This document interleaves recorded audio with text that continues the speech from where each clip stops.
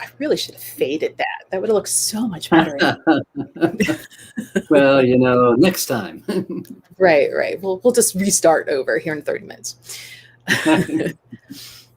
All right. Well, thank you for joining us, everybody. Tonight, we have Don Zane Curfman. And if you have been listening to any of the podcasts or the other lives that I've done, and you've heard me say, my teacher, Zane, here he is. This is the man. Wow, what an introduction. Right? Hi, well, No I'm pressure. very happy. Oh, yeah, for sure. Very happy to be here and to discuss Peruvian shamanism, which is one of the passions of my life.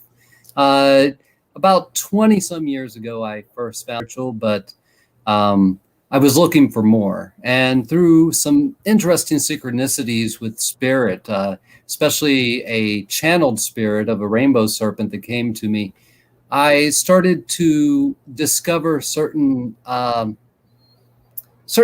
healing techniques, if you would, that I was not familiar with. It wasn't a running of energy.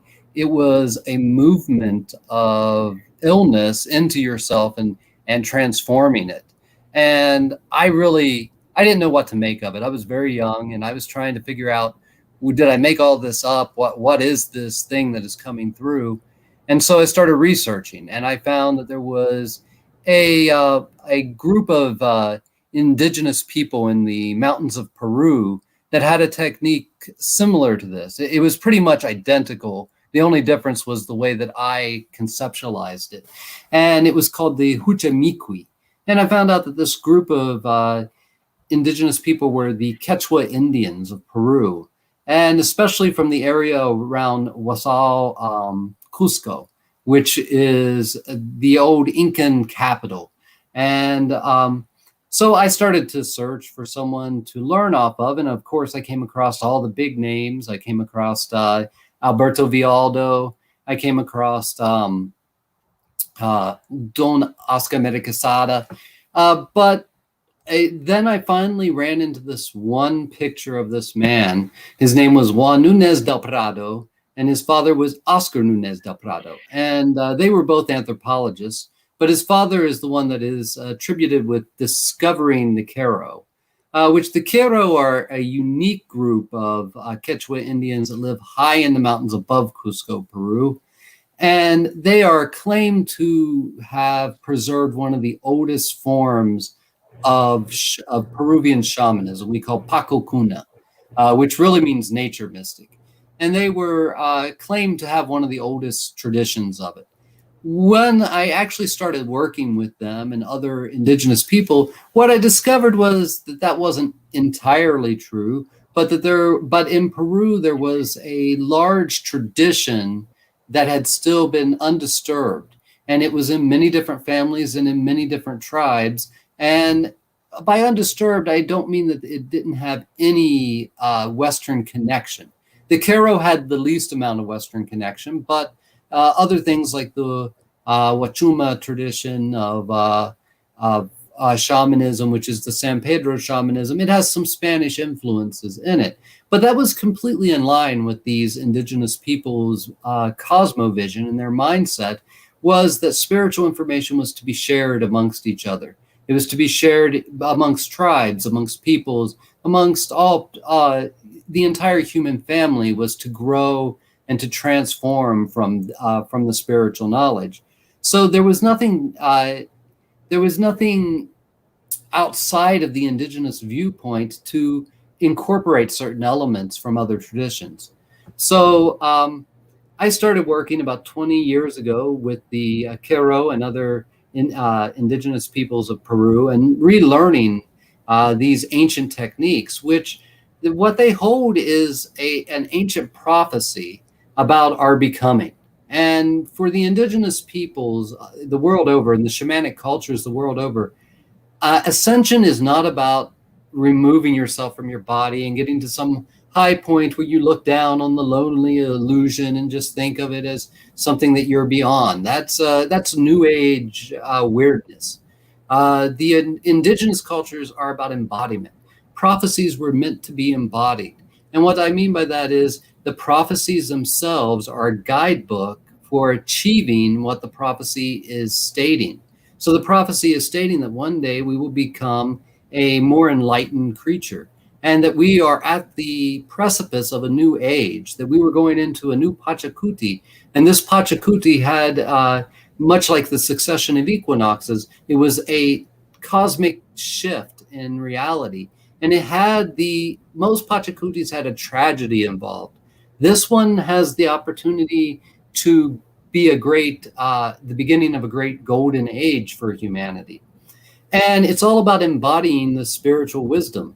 And so these traditions, which are all called huachos, which means to irrigate a field, to plant a seed, what they held was these ancient processes. It's not so much about philosophy, though there is a bit of that in it, and it's not so much about what we would call a study of metaphysics or anything like that, but it's about these processes that allow us to become something greater than we were, that allow us to start to develop ourselves spiritually, mentally, physically, and to learn that we are much more than what we have been told we are.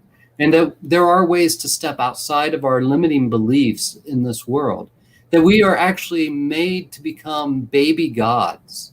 Not baby gods as in creator gods over the entire reality, but baby gods within our own self, within our own energy field, that we can have a tremendous influence on things that are inside of our energy field, which is a space that is about 3 feet all around us, about an arm's length. But it can be expanded. It's a sacred space where we can actually bring the spirits of nature and the spirits of the tradition, the lineage, the elders into our sacred space, and they can actually perform miracles and healings and other types of works for us. And that's another thing that we often get wrong in the West, is we think of healing as, oh, I'm sick, I need healed. We think of it as a physical or mental ailment. And healing to the indigenous peoples and to the shamanic world is much more than that. It's about correcting yourself on multiple levels. It's not just about the physical. If there's an imbalance on the physical, it's also imbalancing your communal or your societal self.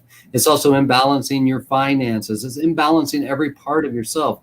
So as you find where these limiting beliefs and these imprints, we call them, are, and you start to work with them, you can actually transform your life.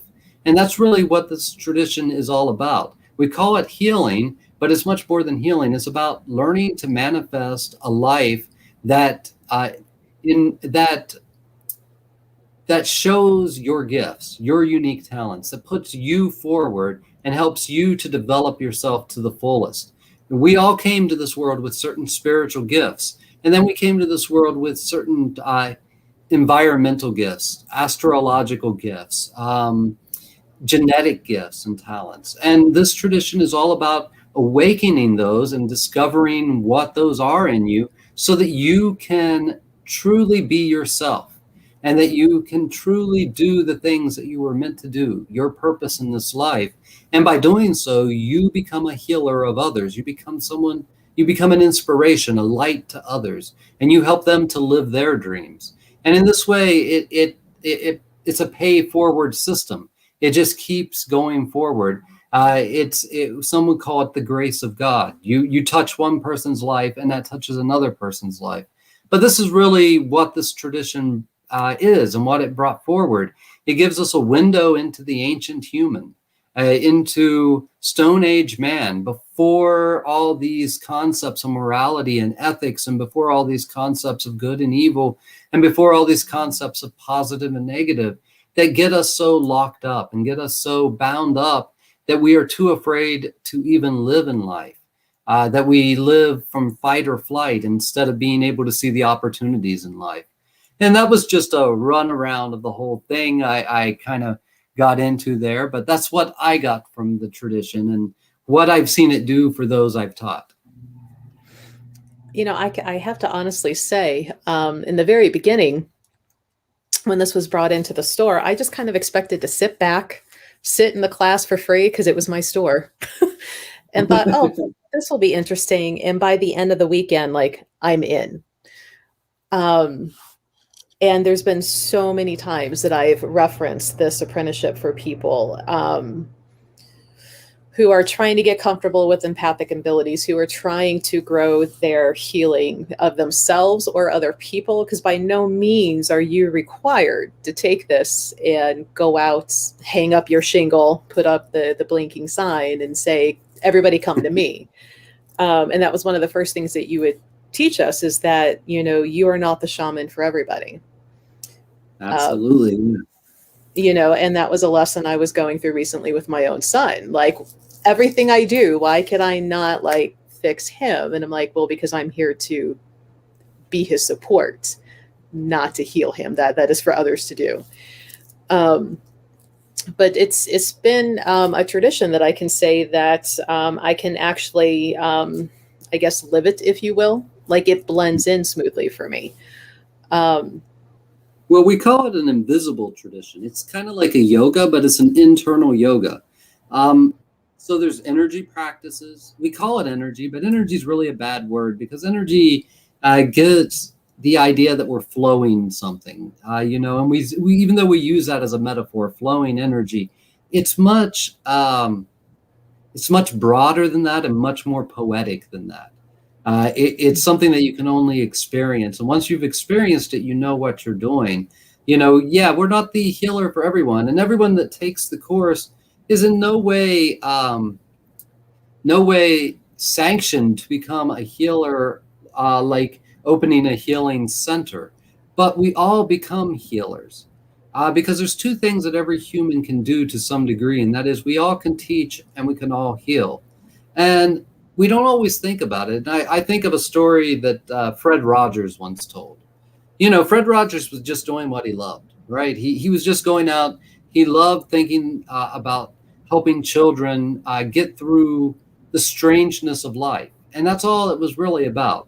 And, he had a show, and he told this story about how one day there was this woman who had decided she was going to kill herself. She knew that she had buckled her daughter into the back seat of the car, but she didn't really care, because she was so despondent at that point, so dissociative. And she decided that the best thing she could do was she was going to run herself into a semi on the highway. And she was driving, and then she heard her daughter singing a Fred Rogers song, and I think it was the one about how there's no one else in the world just like you. Yeah, that you're special just the way you are. And she said she just felt this presence and cried and pulled over to the side of the road. And that was the end of her suicidal idolations. And she wrote Fred Rogers and told him this. Now, Fred Rogers was only doing what was in his personal power to do. His whole idea was he was helping children. But through the grace of God, as we sometimes would call it now, that had a healing power. Just him becoming so empowered in himself that he was willing to put himself out there, that he was willing to create something, that he was willing to try to help the world with the gifts that he had. The grace of God worked through that and healed someone from suicide. It gave someone another chance at life. It was never meant to do that, but that is what we mean by healing.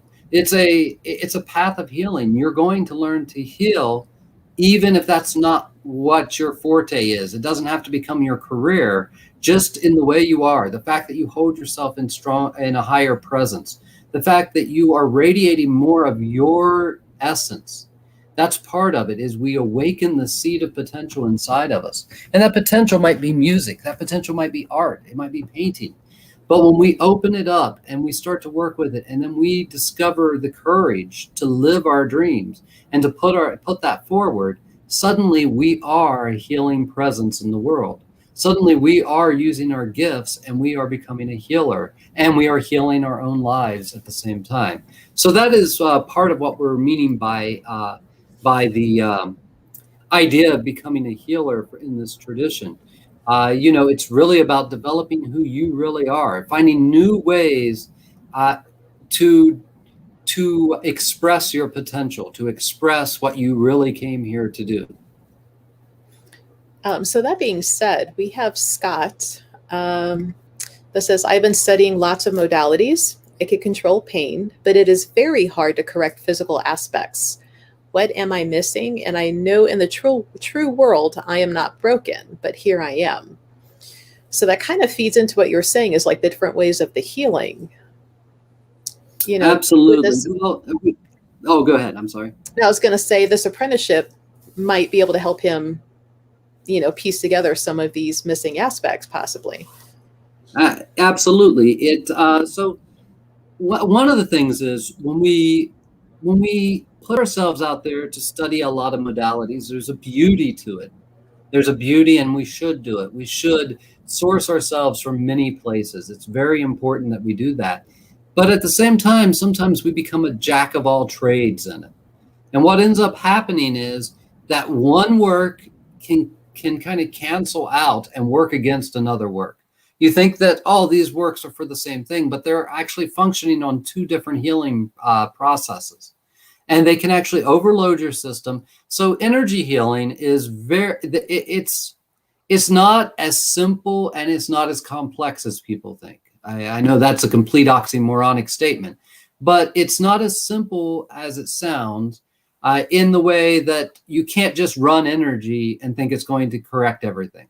In fact, running energy can have an opposite effect on certain types of elements. Certain elements don't need the light. Sometimes people need the dark.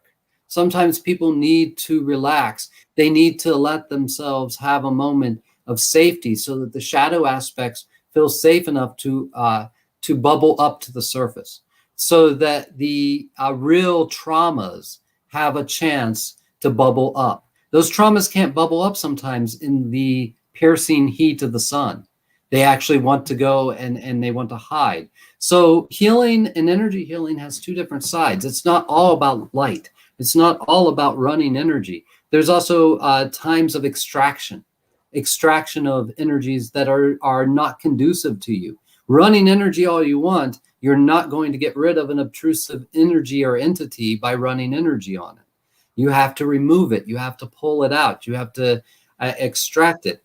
And overcoming pain is one thing, but all of us, every healer I know many indigenous healers, many famed healers, and I want you all to know right from the top, a misconception people get is that they never get sick. Truth is, healers get sick. They just oftentimes recover faster. Okay? Pain is not something we're going to avoid this lifetime.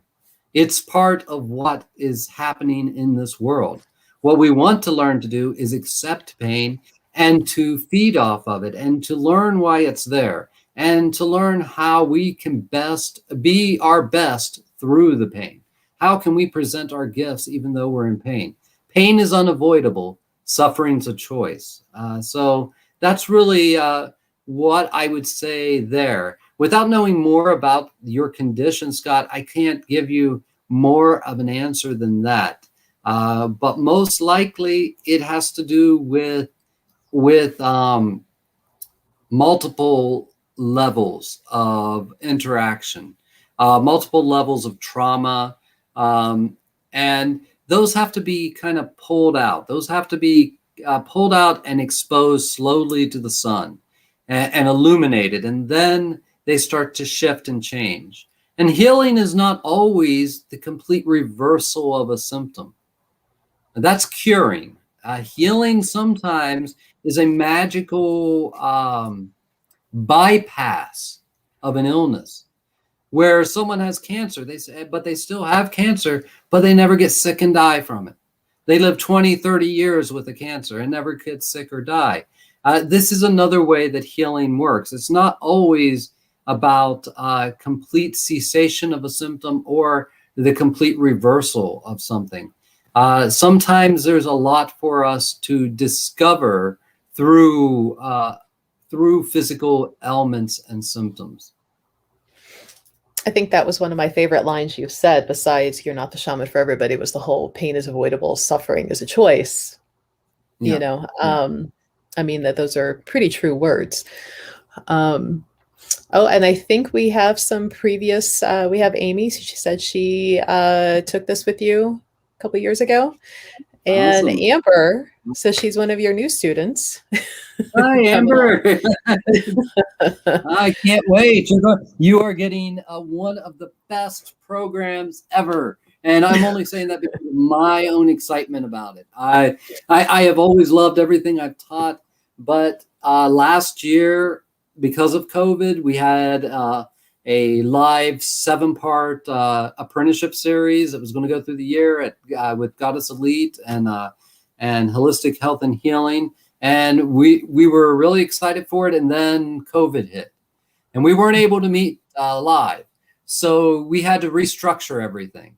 And we had to learn to present it online.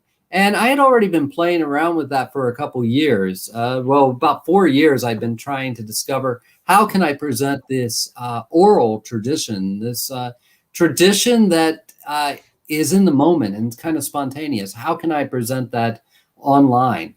And so, in the last 4 years, I've done a lot on adult learning theory and learning how adults learn best on an online format.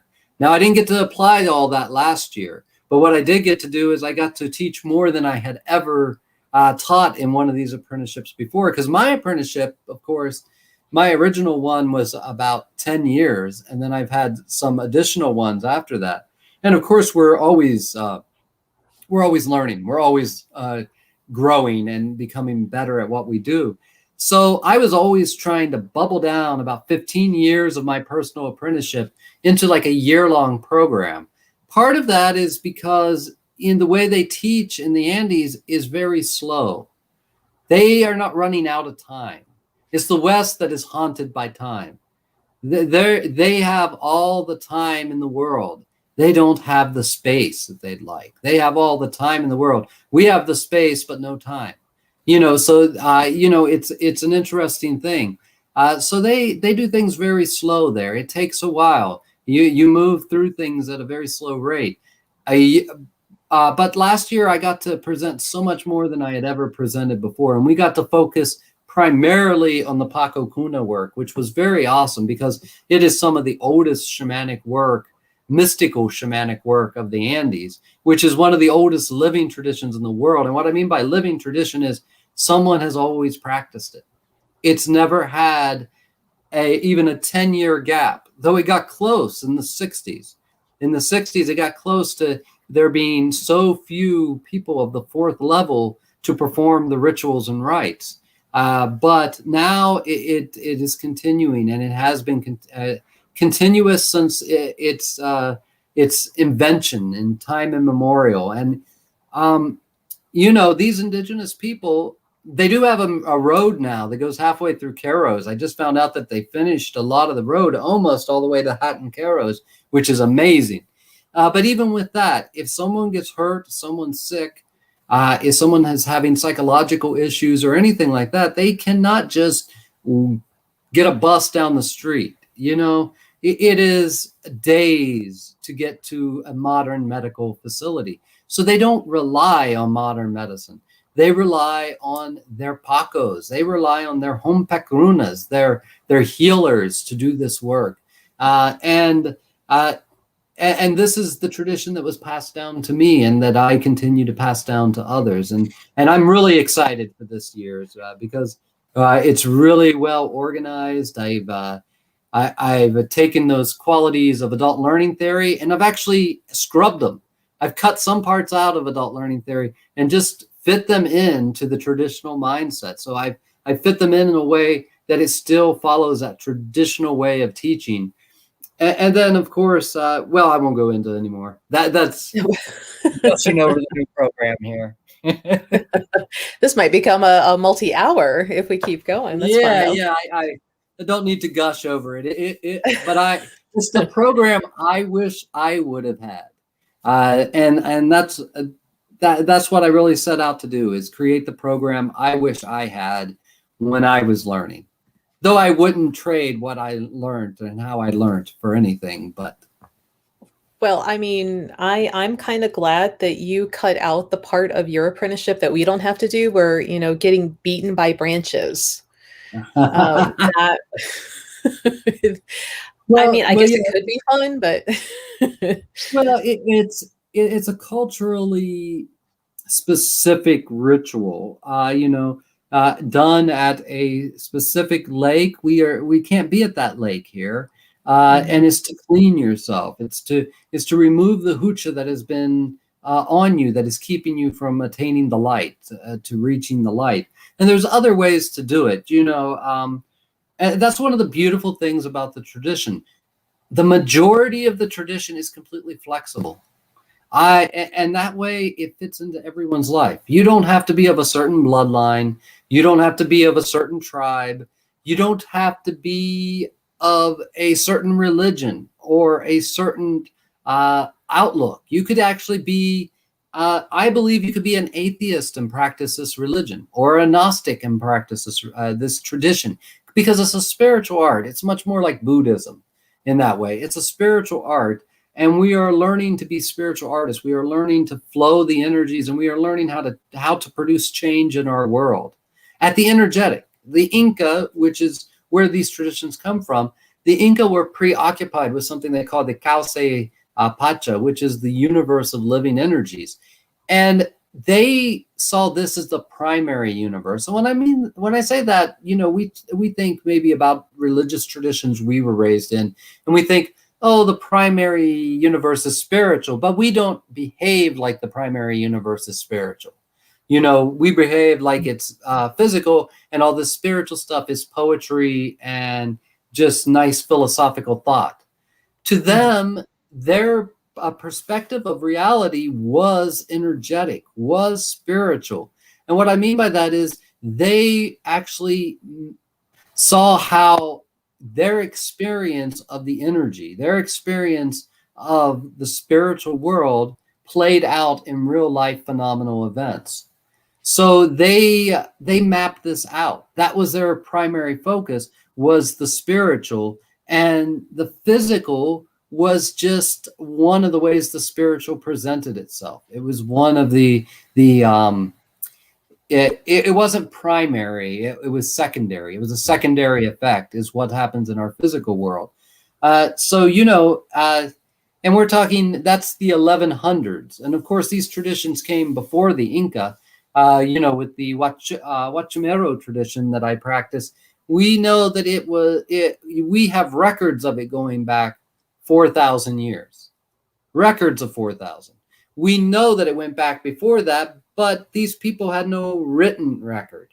They had so we're relying on pottery and textiles that tell a story, that say that this was going on. So we know these traditions are very ancient, uh, and it's really bringing that to modern humans so that we can enrich our modern lives with these ancient practices. As I was saying, they hold a key to our becoming by reminding us of who we truly were, not the fantasy of who we are at this moment. Well, and I think the fact that this apprenticeship runs so much on the energy and the feeling, and how that works, which is why I always suggest to a lot of people who are empathic and kind of struggling, where they always feel like they have to hide from the world around them, that would be easy for them to kind of fall in line or to pick this up easily because they're feeling it anyway. Absolutely. And I always tell people that this apprenticeship teaches you how to work with that and how to know where yours ends and something else starts and not have to run from it and learn to be confident in it and how to work. Yes. Um, Yeah, it's about pushing our limits. It gives us tools to safely push our limits, which is one of the things I think people worry about the most, is safety. Is especially the truly empathic people and the truly magical people. That a lot of times, truly empathic people, truly magical people are very, what's the word?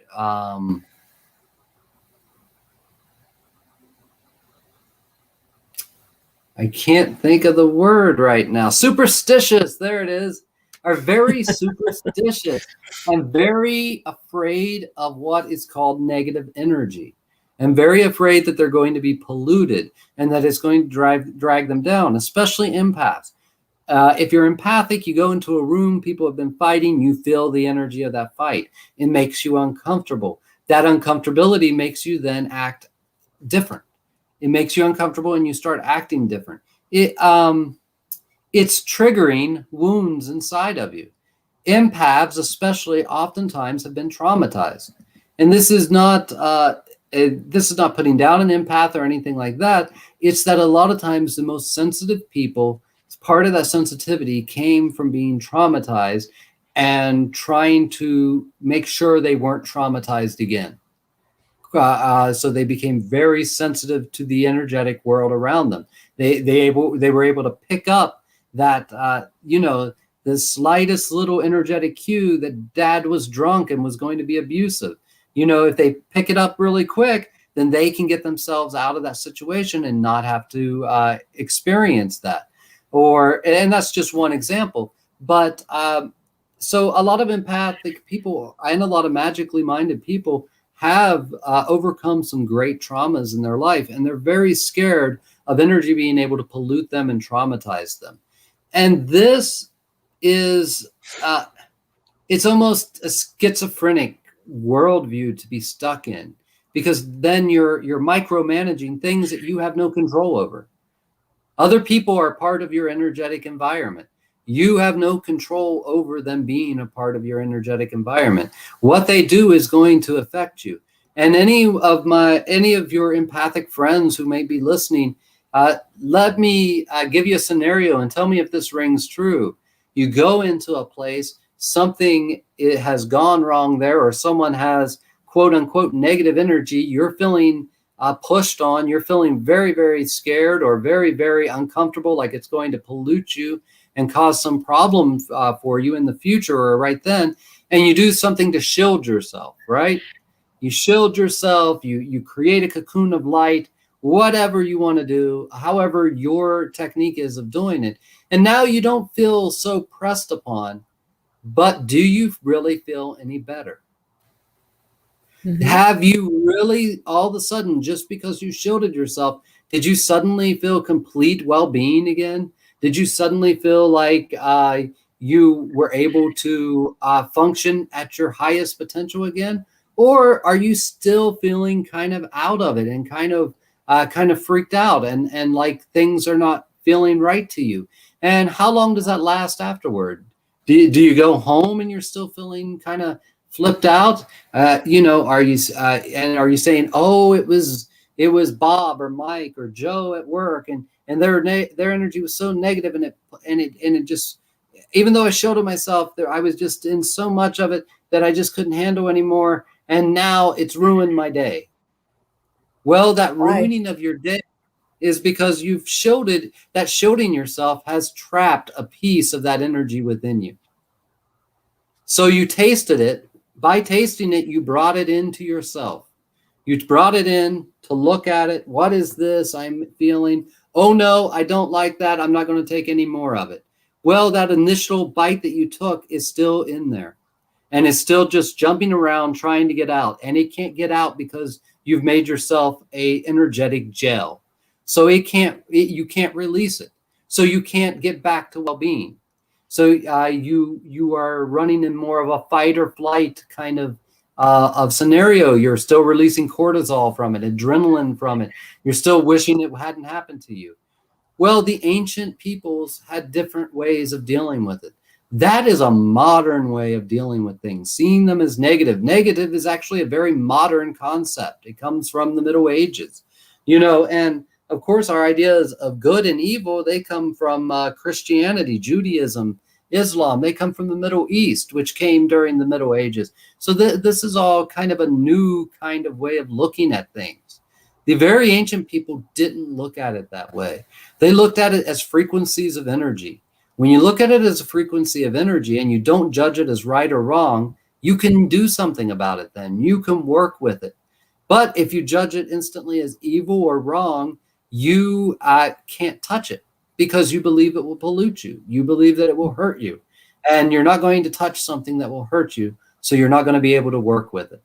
And it's just like I said, these people are part of your energetic environment. If you go out in your neighborhood and you see someone throw a piece of litter on the road, well, you can't stop them from throwing that piece of litter on the road. You can call the cops. The cops can go do whatever they will do, give them a citation, a fine, but that doesn't keep them from doing it again in the future. And it doesn't make that piece of garbage that fell on your road disappear. Are you going to leave it there 2 or 3 days until you can force that person to come back and pick it up? No. You want to be proactive. You go out and you pick it up and you restore the beauty to your environment. This is the same way with our energetic and spiritual environment. We learn how to work with these energies in a way that they cannot infect us, cannot pollute us, cannot harm us, but actually make us stronger. I think that part of learning in this apprenticeship and doing the healing work, that you're also then more capable of stepping out of that whole, I don't know if victim's the right word, but to be almost in a victim place where you want to judge it negative, to then say they're feeling a certain way, what has caused them to feel that way? So you almost go into a place of help and offering, possible healing instead of going, you feel negative to me. Well, why? Did they have a bad day? Did they have a death of a family member? Yep. To be able to step out of, I don't like that person, and find out what could be causing that. Absolutely. Is a big shift. One of the energy dynamics is incompatible. Some people's energy is just incompatible with where your energy is right now. When I was younger, I've always been extremely sensitive, empathic and sensitive. And I was a natural at a lot of these kind of meditative, healing, and spiritual arts. But there used to be this thing that would happen. I'd sometimes be in my car or sitting outside in a park or something, and someone would walk past. And I would just have this wiggle through my whole body, these liver shakes, and because I didn't like that, and because it was so involuntary, and also because of what my culture had explained that as, I got the idea that this was a negative person. I got the idea that this was someone bad and that it was just something so terrible. You're going to taste people's energy sometimes, and it's going to taste downright terrible to you. But that doesn't mean that person is evil or bad or even in an upset mood. It just means that the frequency vibration they are functioning at is not compatible with the frequency you're functioning at. What we learn to do instead of judging that person, instead of throwing out judgments, which are our projections, right? If we throw out a judgment on someone, that's living inside of us, and we don't want to see it.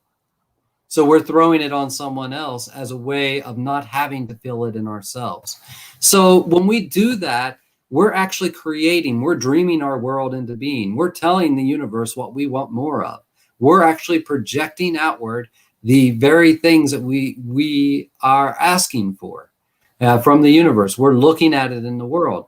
Instead of projecting onto a person, instead of judging that person for the state of their energy, we learn to harmonize our energy. My energy is still discordant with that person's. It still isn't a perfect fit, but I learn how to shift my energy focus to change and to harmonize better with them. And this is a skill that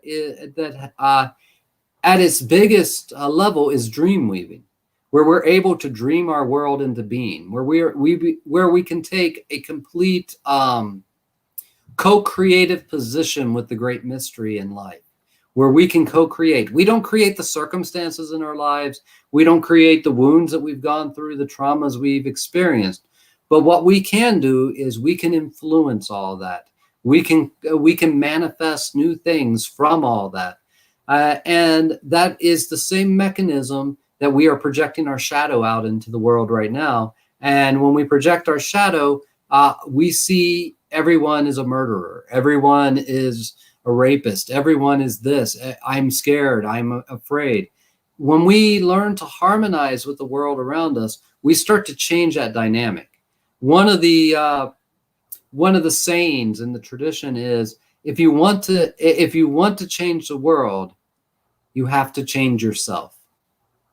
Mm-hmm. That the change starts inside. By changing the self, then the projection of the outside world will change. And because you interact with so many people, it's like a ripple effect. Absolutely. It's like every small little change. Yeah, every little intention we make, every bit of Aini, which is divine reciprocity, but much more than divine reciprocity, it's our relationship with the universe. Every time we practice our relationship with the universe and we get better at it, we are sending out ripples. It has a local, immediate effect.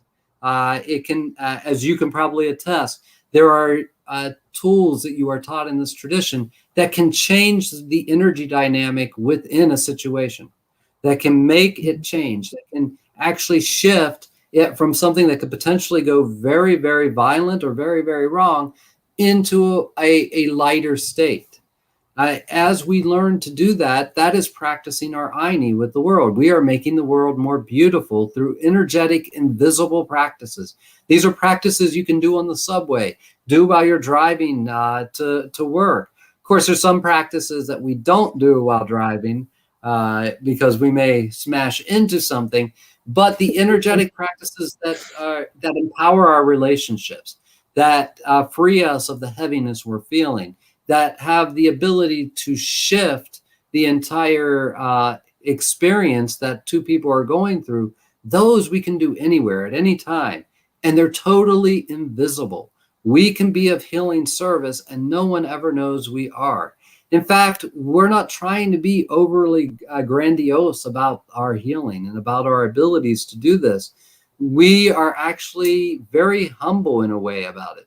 I don't mean that a false humility and piousness. I mean, we're just really human about it. We're just helping in the way that we know how. We start with our own lives, and then we start to learn how to affect other people's lives and make their lives more comfortable, to bring more well-being to the world around us. Well, I have a lot of people that will come into the store and they always say that they feel so much better after being in there, or, they come in on their lunch break.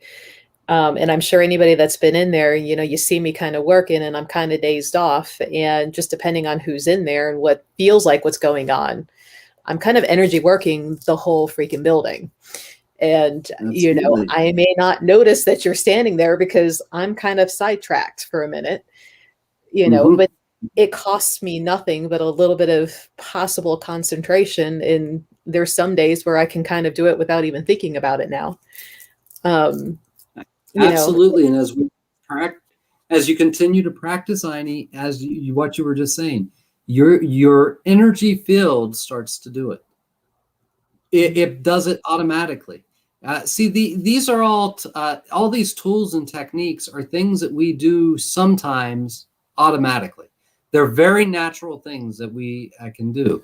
What we do in the program is that we have ways and processes to take deliberate control of these sometimes automatic systems so that we can do it on command, so that we can drive it instead of being driven by it. We've all had an experience before going to a shrine and feeling the sacredness of it and feeling like we're right there with God and just all of our troubles melt off of us. Well, this tradition teaches you how to do that deliberately. And then it's just like a martial art. You do it deliberately so many times, it becomes second nature. Once it becomes second nature, the next step, it starts to do it without you even thinking about it. It starts to go ahead and do the process because the energy field itself notices, oh, this needs done. I don't need to bother that consciousness all the way down there in the body to go, hey, I need to take 4 or 5 minutes to prepare myself and do this process. No, by doing the process a few times and practicing it and making it a part of our lives, eventually it becomes instinctual. And we don't even have to usually think about doing it. And as we do it more and more, it becomes more powerful. It's like you're awakening your light body. You're really awakening your light body. which is, I don't want to call it a separate consciousness from yourself, but it can act independently of your mortal conscious awareness. Of the consciousness we are in this world, it can act independently of. So you can actually program your light body to do things for you so that you don't even have to worry about doing them. So your light body, your field of influence, like we were talking about before, this about 3 feet around you, but it radiates much further than 3 feet around you. It's like any other radiation. It goes on forever. It just gets thinner as it goes out. It can do this for you. It can start to rearrange the world for you, to arrange the living energies for you. And that's where the magic really starts to take hold. That's when you start living a magical life. You start seeing omens and synchronicities everywhere. You forget the idea of coincidences and you realize, no, this is the universe communicating with me. And what's so amazing about that communication is it's doing it through the field of free will. A synchronicity is through everything in the universe, every living conscious spirit doing exactly what they want. And then somehow that can be organized in a way to bring you an omen. You know, that eagle flying, looking for a prey, flying 3 times over your head after you ask spirit to come to you and show itself to you. That spirit didn't send it like that. The entire universe conspired on your behalf. In other words, it was all meant to be, but completely within free will. And that is just such a miraculous place to be in. That is when you start living a magical life. That is when you step outside of the limitations that were holding you back. Mm-hmm. And it's a very freeing feeling to finally step into that and learn to even be in such a technological, heavy life that we're all kind of in, especially with COVID and everything being distance and Zoom, to still be able to find those synchronicities happening and, not being so blind to it anymore. Let's see. RJ says hi. And Hello. Mike, one of your curtain students here. Hey, Mike. Now, you had referenced back a little bit ago, and since this has been such a hot topic, and I know it's been discussed in the Facebook group for the current class, you had said that you didn't have to be a certain lineage or descendants to learn this program. Maybe we want to touch on briefly in case anybody has any concerns about cultural appropriation of learning a tradition that is, from South America and up in the Andes. And your 23andMe says you're pretty much Scandinavian and Irish and, German. So, Absolutely. Well, we're all indigenous to some place, and colonization happened to all of us. That's not to take away the devastating blow that colonization has had to the indigenous populations, to the people of color. It has been disproportionate to them. But at one point in the distant past, all of our ancestors were once indigenous. Before this patriarchal idea of domination came in, of dominating over the environment, of dominating over others, of knocking out all differences, of capitalizing on the resources of others and to capitalize upon people. So cultural appropriation is a real issue that it's an issue that's near and dear to my heart. We have to understand that there is a difference between cultural appropriation and cultural appreciation. They are not the same thing. You can have a cross-cultural dialogue. You can have a cross-cultural dialogue where you're learning things from another culture and that other culture is learning things from you. And you both are mutually growing from it. Cultural appropriation in its essence is culture theft. And what that means is usually a dominating class takes something from a subordinate class, an element of their culture, an idea that they have, and they extract it from that class while telling that class that they have no right to it anymore. Okay, or they just take credit for it. The dominating class takes credit for it. Oh, this was my idea. Case in point, in Peru, since we're talking about Peru, so the Spanish, the colonists came, the church came. They listened to the myths and the traditions of the Peruvian people. They retranslated it into things that made sense to them. Hucha, which is just heaviness, became sin, became an error. Both of these ideas are completely alien to the Andean people. They do not think of things as error. You can make a mistake, but it's not an error. It's a chance to grow. That's more how they see it. Sin is the idea that something you did was wrong and you're going to be punished for it. And it's evil. And so evil, the punishment is eternal damnation or burning in a lake of fire. All these concepts are completely foreign to the Andean perspective. They had no concept of evil. They had no concept of damnation or of punishment by God in this way. They did not have these concepts. Since they didn't have those concepts, it is cultural appropriation to put those concepts on there. Or for me to take the idea of the Apus, which are mountain gods, and to say, oh, they're angels. Or in the idea of, we have energy centers in this tradition that are called the Nawis. The Nawis are not chakras, though they both are energy centers, and they do primarily the same thing. They're totally different in certain ways. So if I just brush it all off as chakra, because that's what our culture understands, then I'm appropriating. Then I'm changing their culture. I'm telling them what their culture means. Cultural appreciation and cross-cultural shamanism is saying, hey, I'm not from the original tradition this comes from. I'm learning to apply it in a unique way to my own life. But I'm going to do that within the parameters and the understandings of the tradition it comes from. I'm going to do that in a way that honors that tradition. Now, just speaking of the Andes, these traditions were never closed. They were never secret. They were never held apart. They were never one person's right. They were never one tribe's right or anything like that. As I said, the Inca Empire was an experiment in universality.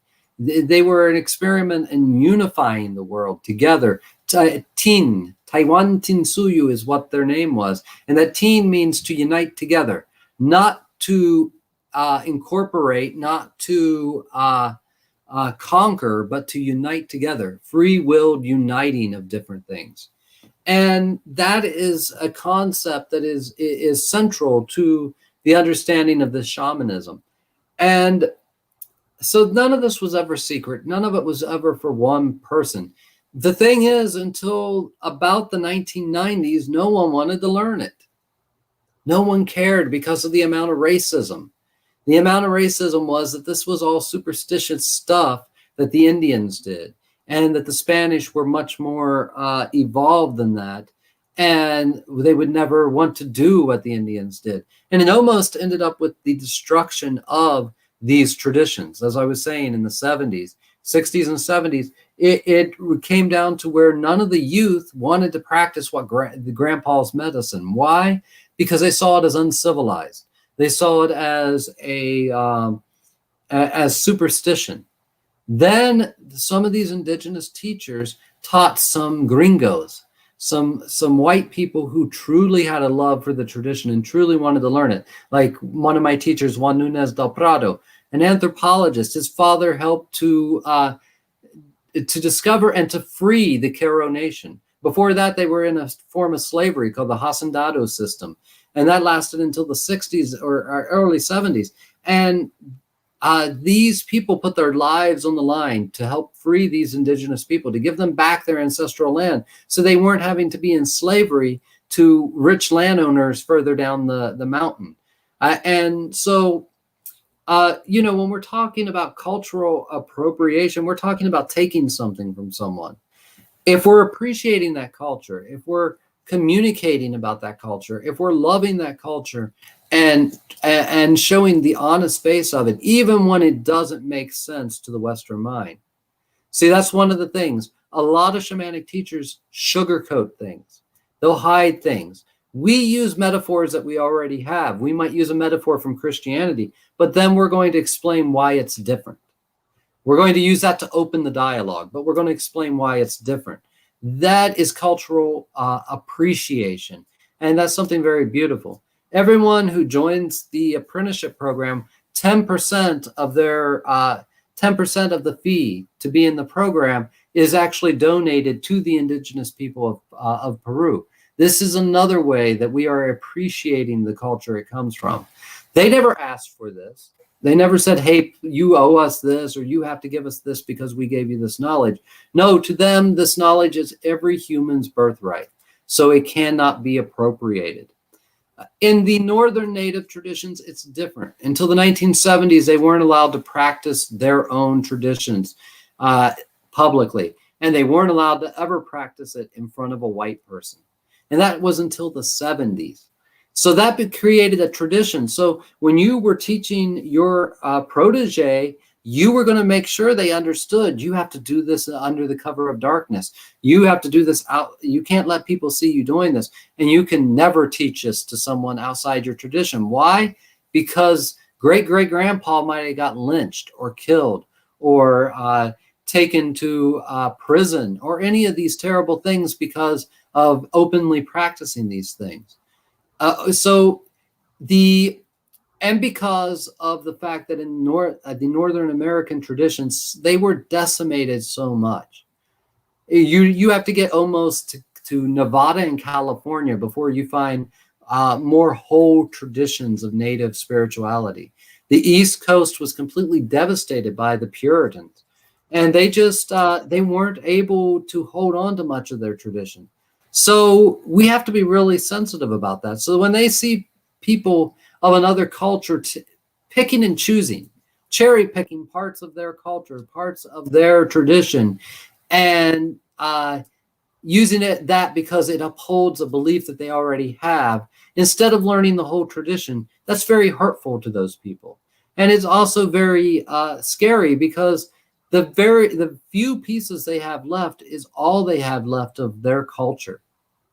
So if it gets removed from them and it gets transformed and it gets changed and morphed so much and taught back to their children these half-truths about what their culture was, then what will their culture become? That's cultural appropriation. Well, and I think, if I remember correctly, isn't there like one of the prophecies where people will be coming from different areas of the globe who have learned this, to Absolutely. come in and make the change? So you have mentioned before that they want people, regardless of where, yes, to genuinely yeah, learn this. it's like I was saying, they see this as the birthright of all humans. In fact, when I worked with them, this is what they said. Why are you here? Why did you come this far? Why didn't you just go to someone in your own country and learn this? And I explained to them the situation we were in, and they thought that was pitiful.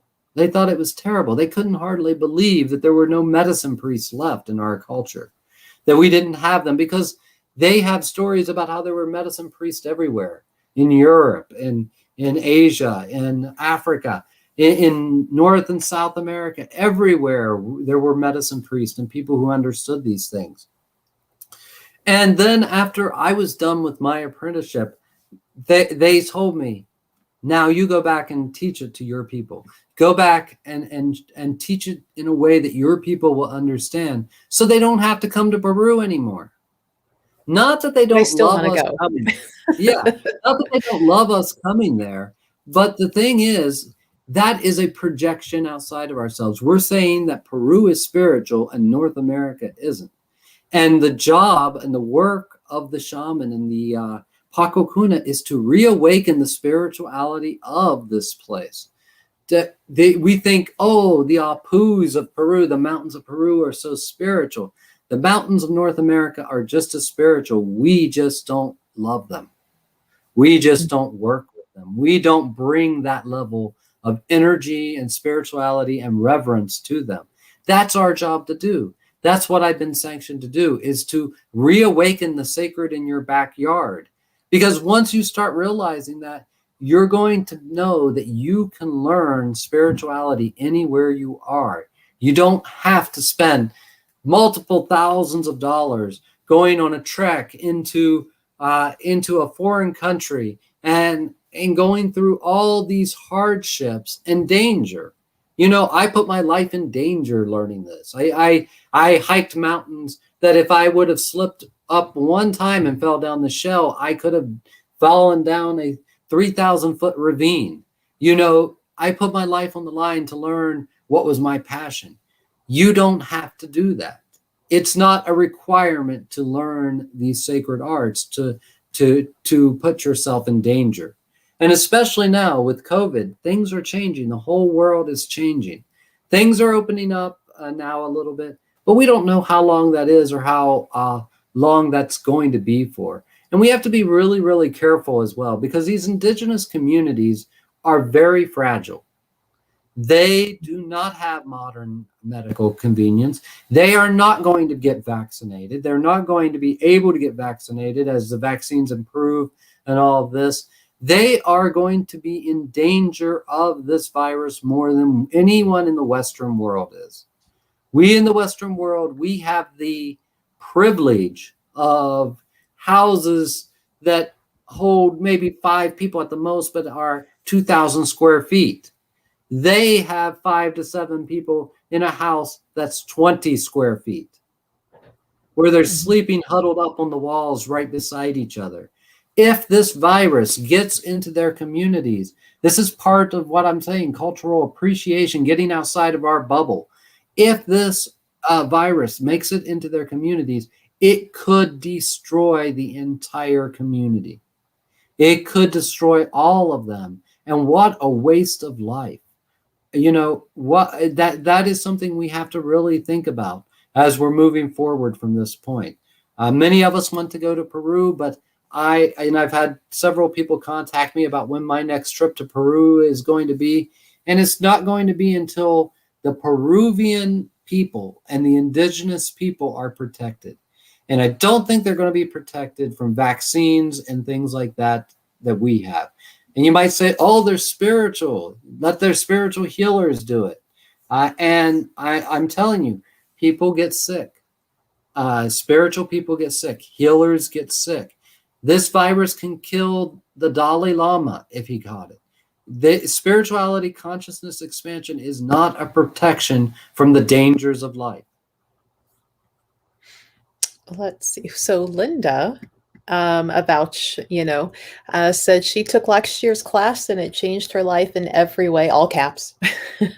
She went from living in a horrible victim life of physical and mental abuse to living a life full of magical days of happiness and peace by putting into practice, there we go, that's the word, all the tools that she learned. Highly recommends it. So very grateful and thankful. Can't wait for this year's magic. So it sounds like she's joining us again. Absolutely. And it's funny because I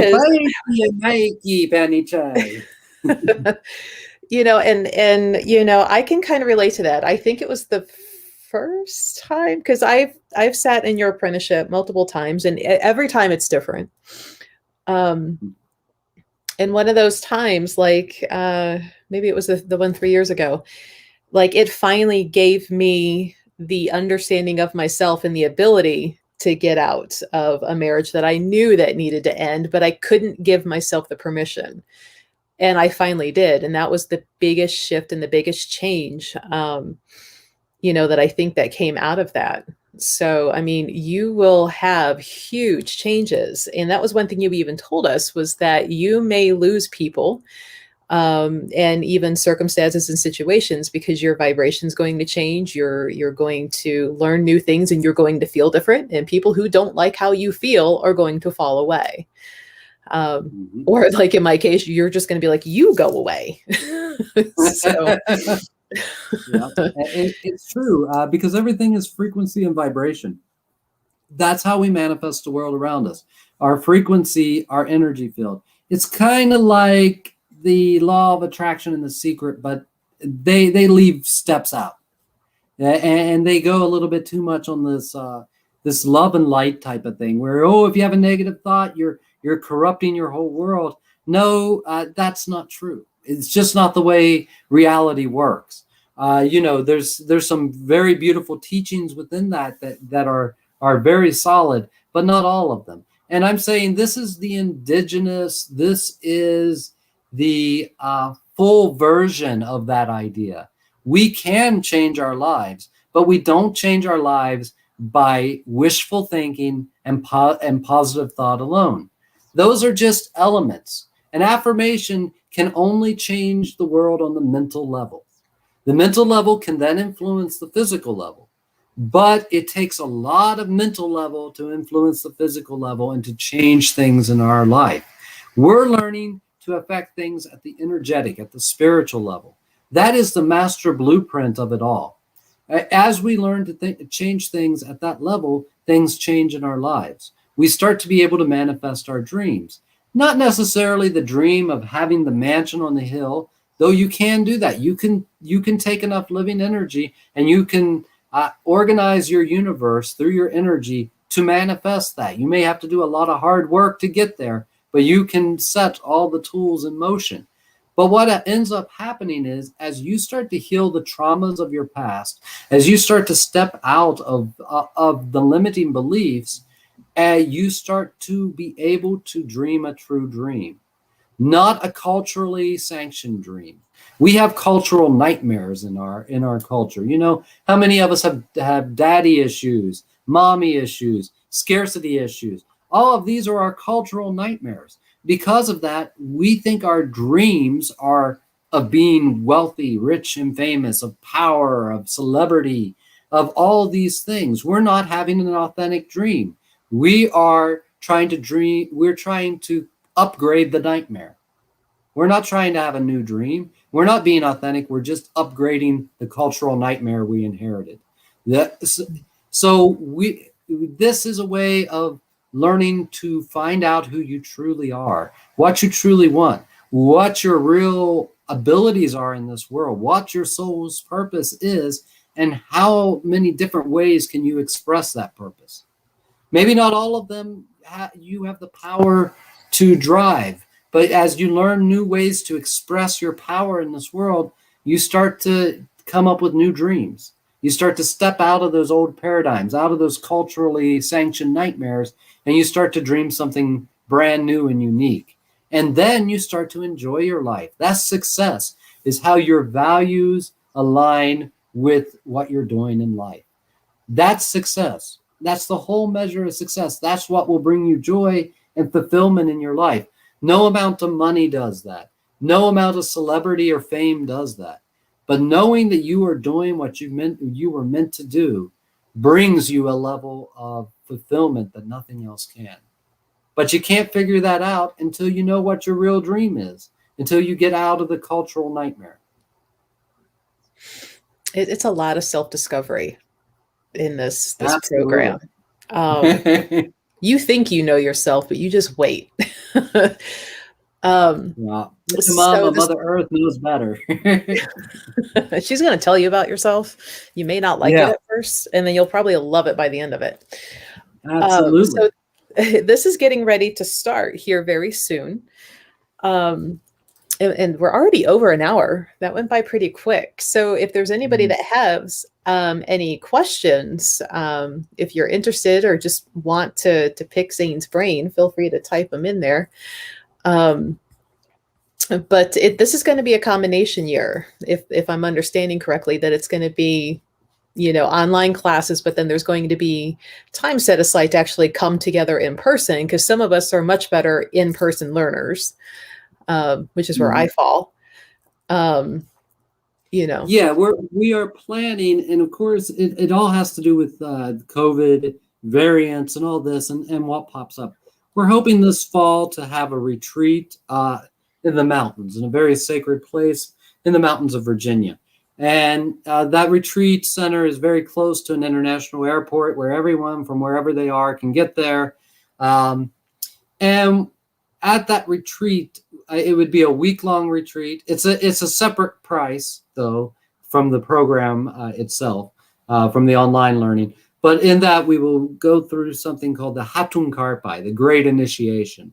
And we will learn and we'll get to share these healing energy techniques with each other, live, in a live way, and a live person. And we'll share many Karpais, which are initiations, but they're transmissions of power. And we'll share many of those and how to perform those. And we'll get in, and that's this fall, hopefully. And we're hoping to start offering them in different places around the country, a couple a year. And they're auxiliary. So what's taught in the online program is 15 or so years worth of apprenticeship, of know-how, of experience, of how to create the experience, how to deepen a spiritual experience, how to use that to heal and transform your lives. You never would have to come live, but the live thing is tradition. It's the initiatory tradition. You still receive the initiations inside of the online program. Though there's a few, the Hatun Karpai especially is something that can only be done one-on-one. It's a unique travel program of aligning ourselves with the energy of nature. But you are a fully functioning Paco without that. Just from the online program, you learn how to build a mesa, how to use a mesa, how to do everything. There are many Pacos in Peru that never had, there's one right there behind you. Many Pacos in Peru that never had the Hatun Karpai. That is something unique to just the Huascar tradition of Paco Cuna. So I hold a Huascar tradition of Paco Cuna, an Incari tradition of Paco Cuna, and a Corilazo tradition of Paco Cuna. And this is pretty much the entire Paco Cuna world. So this is different regions. One's from Queros, one's from Cusco, and one's from the area of Lake Titicaca going into Bolivia. So that, so I hold those huachos, all those processes. And this is normal as well for people to, within these traditional communities, to go from community to community and work with different teachers from different places. Because every area had a specialty. Every area had a different specialty. The Quero, especially high in the mountains, they held the secrets of ceremonial empowerments, certain how the initiations transform you and how to use those initiations to transform you. The Huascar tradition that I was just talking about, it's where the Hatun Karpai, though there are Hatun Karpais all over, the Hatun Karpai I'm speaking of is a unique Hatun Karpai that comes directly from the Huascar tradition. And it's an initiation to the 4th level of the priesthood, which is the highest level you can be initiated to by another human. And it sets up a quickening for you to develop into the 5th level, which is what we're waiting for right now. The level of the infallible healer to return. So anytime now, any one of us who are on this path, even if it's not this tradition, even if it's a tradition from Japan or a tradition from the Norse people, anyone who's functioning at the 4th level, any one of us, when enough of us get there, could suddenly emerge as a 5th level being. And at that point, the entire universe will start changing in a very fast and rapid way. So, hey, help me out. Everybody come together now. Yeah, come on now. Let's race to the 4th level. We got to get this started. Right. Yeah, I'm kind of bored at this level. I'm kind of, ready to come on. Yeah, exactly. It's time for something new. Some new novelty in the world.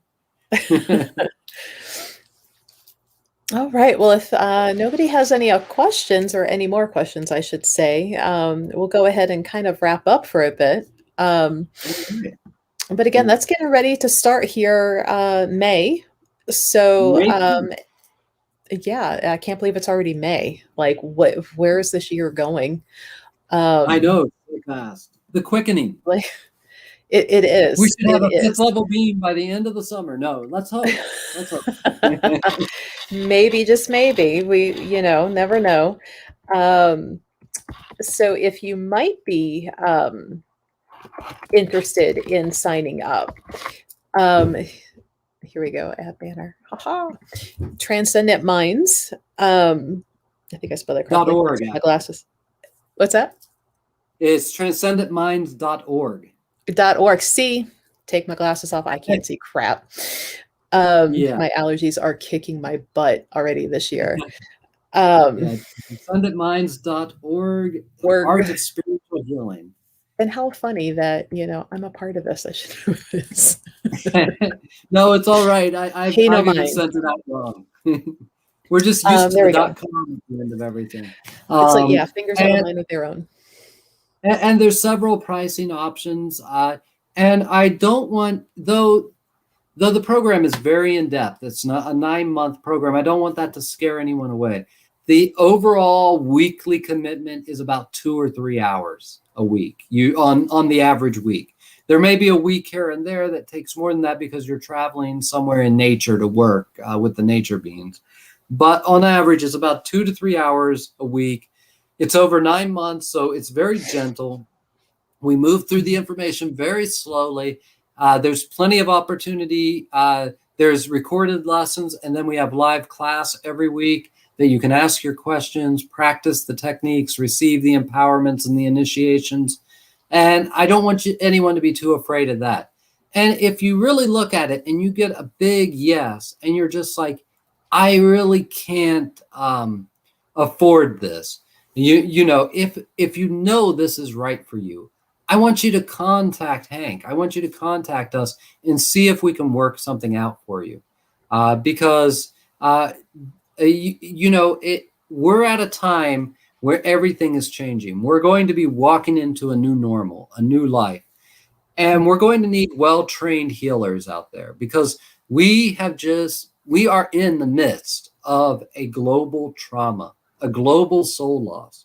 And we need really well-trained teachers and healers that can step up, that can be the light for the future. It doesn't mean that you have to be a healer, but that you can take a leadership role in your family, in your community, that you will have develop the character and the power to do that, because we're going to need it moving forward, because the future is about community and sovereignty. It's not about going back to what we once had. That I really believe that's a fallacy. We might get back some of it. We might get it back for a little while, but I really think this is our opportunity. This is our Pachacuti. This is when things are changing. Let's dream something better. Let's not go back to the old way. It wasn't working. It was ugly. It was broken. It was comfortable, because even the worst traumas can be comfortable once we get used to them. But let's be bold and dream something new. This is our time to do it. I know this is the time the ancients were talking about. This is our doorway into the next golden age. Let's seize on that. Let's get skilled. Let's help make that happen. Mm-hmm. I mean, I don't think I've ran across anybody who regretted ever taking it. Everybody has loved it, has been thankful for it. And some of us are crazy enough that we sit through it over and over and over again. Well, you learn something new each time. Yes, because you know what? Other people coming in, other people have questions, other people have experiences. And depending on the questions they ask, new information comes out. So, exactly. It's hard to distill 15 to 20 years of apprenticeship into 1 year. So there's always stuff, there's always more, and we're always learning and growing. So that's part of what keeps these things a living tradition, is as we grow, we learn better ways of expressing it. We learn a better way of sharing it with others. And that is beautiful. And as we learn to share it better, we are changing the world more. Mm-hmm. All right. Well, yeah, I don't think we have any more questions. So we have a few more people who are joining in, like Anthony, who's coming in because of Casey. So there we go. Yeah. You know, it's I'm glad definitely. you're going to be part of it, Anthony. I can't wait to meet you. Welcome to the tribe of crazy. Yeah, yeah, we're all mad here. Right. And we enjoy our madness. Um, Exactly. but thank you for joining us, everybody, and thank you, Zane. Hopefully we get to see everybody, join us at some part. Oh, and quickly, like, you're not obligated, right, to take the whole apprenticeship. If you get to a certain point and feel like you need to process what you've taken so far, it's okay to drop out. And then I shouldn't say drop out. That sounds negative, right? Or sounds like you're just giving up. But you can always join back in the next time it's offered, or where you left off. Mhm. So Yeah, yeah, that's true. Yeah, it's yeah, because what I'm teaching is way more than what a lot of Pacos ever learn. A lot of the indigenous Pacos have not learned all of this. They have not learned it in this detail. I'm a nut. I went out of my way to learn and learn and learn and learn more and more because of my love for it. It changed my life. It took me from a poor guy in West Virginia, son of a Baptist preacher, Baptist missionary preacher, into this life where I got to serve the world and help the world change, and got to see change in people's lives, and got to travel the world. And it's completely changed my life. And I love watching it change other people's lives. So I wanted to know everything I could about it. I drove my teachers crazy sometimes because we're a very questioning culture. They're not so questioning. They take it as it comes. I want to know all the nuts and bolts, and that's what you get from me. You get all the nuts and bolts and the instructions. right. Rather than this just is accepted, this is just is, and here's why it is, you know. Which I like knowing why, because I feel like I can understand it better and use it better if I understand how and why. So if there is a fluctuation or a slight change, how Mm-hmm. to go with it, and not just Yeah, go, well, it doesn't absolutely. feel like that anymore. So I guess that's out. Absolutely, yeah. And that's another thing. I don't want to take up too much more time, but another thing, energy vibrations change. We can't get locked into one thing. We have to be free to allow the expression. That's why we call it being a spiritual artist. We allow our soul to express itself. We give it freedom. We learn these foundational practices. We learn how to operate things. They teach us the healing processes. There's a magic cast over these healing techniques that they will work for you even if you don't understand what you're doing. But then as you grow and you're using them and you start to understand them, suddenly you become more a part of the flow of that healing. And you become an artist. You don't have to do it by rote. You do it that way to begin with, but once you really learn it, you become an artist and you have your own flair. You have your own way. It's supposed to be that way. You're supposed to develop your own style. You're supposed to be authentically you. This tradition wants nothing else but to bring out the most authentic side of yourself. Let your freak flag fly.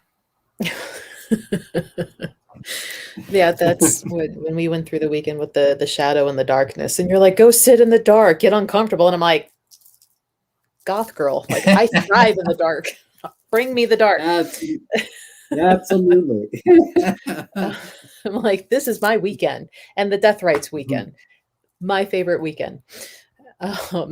Everyone's favorite weekend, I think. It's Everyone not loves scary as it loves sounds at all. dying. Yeah, it's the thanatos, the internal death urge. No, we're all curious, right? We're alive. Most of us, this is all we remember, right? So we want to know what's ahead of us. We want to map the afterlife. The skill of the shaman, after we learn all these things, and one of the things we're learning is how to get out of death alive. It's a very important lesson. Yeah, I was so bummed when COVID knocked it out. And I'm like, I've been looking forward to this mini spiritual vacation for 5 minutes out of my body up at Creation Point again. Like that's where it was for me. And I am so pissed at COVID for taking that from me. I so Well, want it. we have learned, we have adapted and learned how to do it over the oh, Maria, hi. Yeah, we have learned how to do it over the interwebs, if you will, because energy is not restricted to the place you're at. That's how distance healing works. But yeah, everyone loves the death rites. It's one of the experience of small death is something beautiful, and that's something that we will probably, though we will do it in the program in a one form. The full one is something we will be doing in the live retreat if we get to do it this year. Wonderful. Can't wait. I'll make sure I'm there. Oh, and Hawaiian grandma says hi. Hi, Grandma. I love you.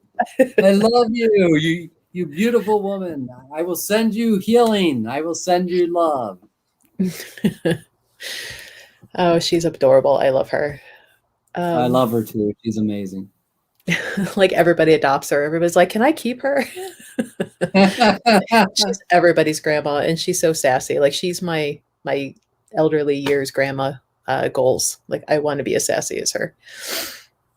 Well, that's what happens. She's completely herself. She has awakened her divine potential, and she shows it everywhere. And she doesn't care. And I love it. Exactly. We all should be so lucky. All right. Well, everybody, thank you for joining us. We've, done a pretty good job of keeping Zane pretty busy here for almost an hour and a half. So we should let him go and rest, I'm sure.